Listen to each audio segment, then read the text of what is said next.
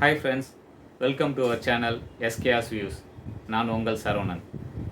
ஒரு universal problem என்னென்னா, sir நான் எம்ப்ளாய்க்கு என்ன தான் ட்ரைனிங் கொடுத்தாலும் அவன் ஒழுங்காகவே பெர்ஃபார்ம் பண்ண மாட்றாங்க சார்.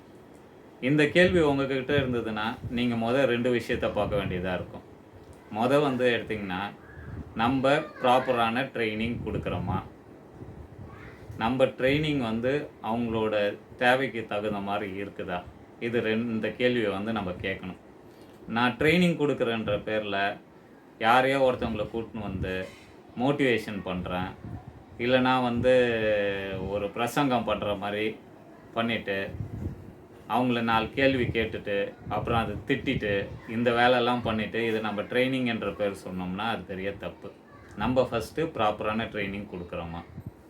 அடுத்த விஷயம், நம்ம நல்ல குவாலிட்டியான ப்ரொஃபஷ்னலான ட்ரைனிங் கொடுத்தா கூட நம்ம எம்ப்ளாயி அதுக்கு கேப்பபிளாக இருக்காங்களான்றது நம்ம பார்க்க வேண்டிய விஷயம்.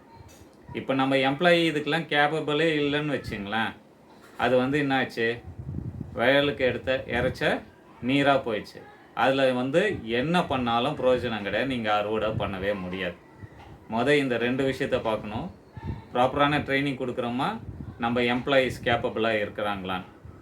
இதுக்கப்புறமும் நம்ம ப்ராப்பர் ட்ரைனிங் கொடுத்துட்டு நம்ம நல்லா ஹேண்ட் ஹோல்டிங் பண்ணிவிட்டு மென்டாரிங் பண்ணிட்டும் நம்ம எம்ப்ளாயி பெர்ஃபார்ம் பண்ணலன்னா வேறு வழியே இல்லை, அவங்கள கைவிட்டே ஆக வேண்டிய சூழ்நிலைக்கு வந்தே ஆகணும்.